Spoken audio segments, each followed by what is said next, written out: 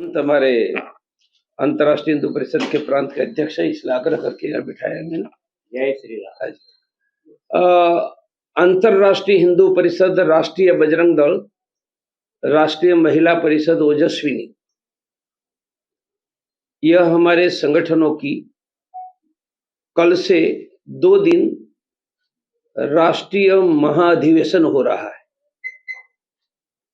राष्ट्रीय इसलिए कह रहा हूं कि हिंदुस्तान के हर डिस्ट्रिक्ट से आ रहे हैं।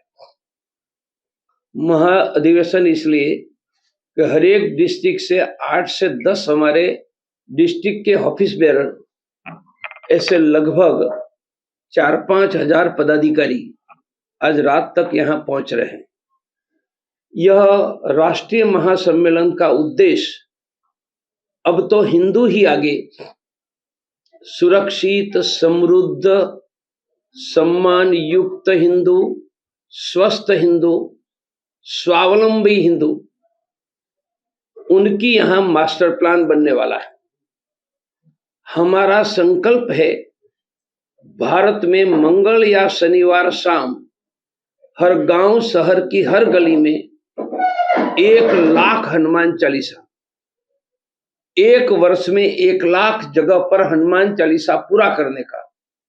अभी लगभग 30,000 ऑलरेडी है, कुंभ से शुरू किया था, तो 1 लाख हनुमान चालीसा पूरा करने की यहां योजना बनेगी। एक हनुमान चालीसा 100-200 परिवार को जोड़कर रखेंगे। उदाहरण के नाते एक हनुमान चालीसा चलता है, 100-200 परिवारों को थैली देंगे। क्यों? खाना बनाने के पहले वह परिवार 1 मुट्ठी अनाज निकालेगा। एक परिवार का महीने में लगभग 1 किलो, परंतु 1 लाख हनुमान चालीसा 100-100 घरों में थैली से अन्न एकत्रित करेगा। 1 करोड़ घरों से अन्न एकत्रित होगा। उनमें 3 बातें होगी। दूसरे हिंदू के लिए हर रोज 1 मुट्ठी अनाज देता है, वह हिंदू संगठन का बिना बोले हिस्सा बन जाता है, हिंदू एकता हो जाएगी। दूसरा, उनका हर रोज का अन्नदान होगा। भगवान महादेव ने कहा है उत्तम दान के 5 प्रकार, अन्नदान, विद्यादान, प्राणदान, पाणीदान, कन्यादान। पहला अन्नदान, हर रोज अन्नदान होगा। और तीसरा, लाखों गरीबों को हर महीने मुफ्त में अनाज मिलेगा। ऐसी हमारी एक हनुमान चालीसा 100-200 परिवार को जोड़े, ऐसी 10 योजना कैसे आगे ले जानी, इसके लिए मेरी 1600 मीटिंगें ये 2 दिन में होने वाली है। 1600 मीटिंगें। और जब 11 लाख हनुमान चालीसा पूरा होगा, हम 10 करोड़ हिंदू परिवारों को जोड़ेंगे। हिंदुस्तान में हिंदू परिवारों की संख्या 20 करोड़ है। मानिए हम 50% हिंदू पॉपुलेशन को करेक्ट करेंगे। इसलिए हमारा सूत्र है, हमारा घर हिंदू घर, हिंदू घर सुखी घर, सुरक्षित घर, समृद्ध घर, रोग मुक्त घर, चिंता मुक्त घर, महिला सुरक्षित घर। मैंने जितने शब्द किए, हर एक का एक मीटिंग में डिस्कशन और प्लानिंग होगा। कल सुबह 8:30 बजे पहले उद्घाटन सत्र होगा। इसके बाद 2 दिन हमारा मीटिंग होगा, दौर चलता रहेगा। यह मीटिंग के पहले में हिंदुस्तान में 250 जिले, 1500 तहसील ब्लॉकों में घुमा हूं।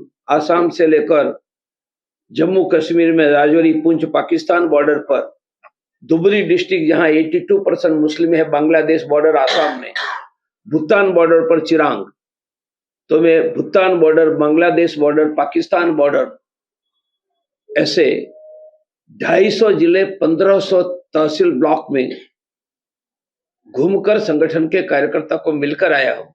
और वही कार्यकर्ता आज रात तक यहाँ पहुंचने वाले। लक्ष्य है अब तो हिंदू ही आगे। अब लगता है आपको कि अभी तक अलग अलग थे, एकजुट करने के लिए आपने प्रयास? पहली बार अलग थे ही नहीं, कोई परिस्थिति खड़ी हुई थी। कौन सी? राम मंदिर बन नहीं रहा था और हमने अपनी युवानी, अपनी डॉक्टरी, हर रोज की लाखों की कमाई राम मंदिर के लिए लगा दी थी। इतना नहीं, हमारे कहने से लोगों ने अपने बेटे कुर्बान कर दिए थे और मंदिर नहीं बन रहा था, तो हम गुस्से से अपना रास्ता ढूंढकर एक दिन निकल गए। 2018 में अयोध्या में 1 लाख लोगों को लेकर अयोध्या घेर लिया था।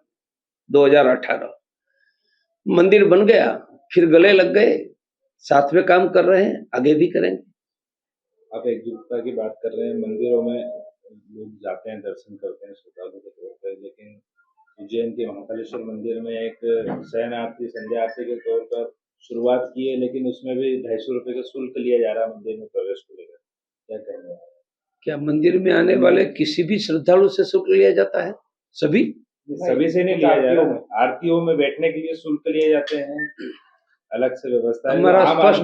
हमारा स्पष्ट मानना है कि किसी भी भारत के मंदिर में दर्शन करने आने वाले यात्री से शुल्क नहीं, किसी भी, परंतु विशेष व्यवस्था के लिए करते हैं। तिरुपति में किया है, ऐसे देश के कुछ मंदिरों में किया है, उसके बारे में मैं कोई कमेंट नहीं करूंगा। बेसिक सिद्धांत ऐसा है कि मंदिर में आने वाले सब समान है, यहाँ राजा भी वही है और रंग भी वही है, और मंदिर में दर्शन के लिए किसी से रुपया नहीं लिया जाए, यही सामान्य हमारी परंपरा रही है। आप एकजुटता की बात कर रहे हैं, लेकिन ऐसा नहीं लगता आपको कि हिंदुओं को हिंदुओं से लड़ाया जा रहा है? शंकराचार्य पर जिनने एफआईआर दर्ज कराई वो खुद हिस्ट्री सीकर है, किस प्रकरण उस पर दर्ज ऐसा है, ये जो शंकराचार्य पूजनीय अभिमुक्तेश्वरानंद जी है, उनके गुरु से मेरा 40 साल का संबंध था। अभी जो मुख्यमंत्री योगी जी, उनके गुरु नाम अवैधनाथ जी, उनसे भी 40 साल के, राम मंदिर में वही मेरे मार्गदर्शक थे। तो दोनों सन्यासी नहीं बने थे तब से उनके गुरु से संबंध है, और आज भी दोनों से संबंध है। दोनों के गुरु और दोनों के बारे में मेरा सम्मान और पूजनीय भाव है। वो दोनों से बड़े हिंदुस्तान में कोई नहीं है, तो दोनों बड़े, जैसे हम गले लग गए ऐसे गले लगकर मामला निपटा देंगे, ऐसा मेरा विश्वास है, और ऐसी मेरी दोनों को प्रार्थना भी है, क्योंकि मेरी कुल परंपरा और धर्म संतों को उपदेश देने से मुझे रोक रही है। मुझे आशीर्वाद और प्रार्थना करने का मेरा अधिकार है। दोनों एक हो जाओ, गले मिल जाओ, विवाद बंद करो, इतनी ही मेरी प्रार्थना है। आदिवासी क्षेत्रों में तेजी से धर्मांतरण क्या करवाया जा रहा है? मैं गांव-गांव में हनुमान चालीसा ले जाऊंगा। हमारा संगठन, जहां हनुमान चालीसा होगा वहां गरीबों को अन्न मिलेगा, फ्री प्राइवेट की डॉक्टर की सेवा मिलेगी, रोजगार में मदद करेंगे, सुरक्षा मिलेगी, और धर्म की बात होगी तो धर्मांतर कहां होगा? फिर भी हो रहा वह सच है। आपके राज्य की खबरें, आपके शहर की खबरें सबसे पहले जानने के लिए देखते रहें अमर उजाला। चैनल को सब्सक्राइब जरूर कर लें और पाएं हर अपडेट।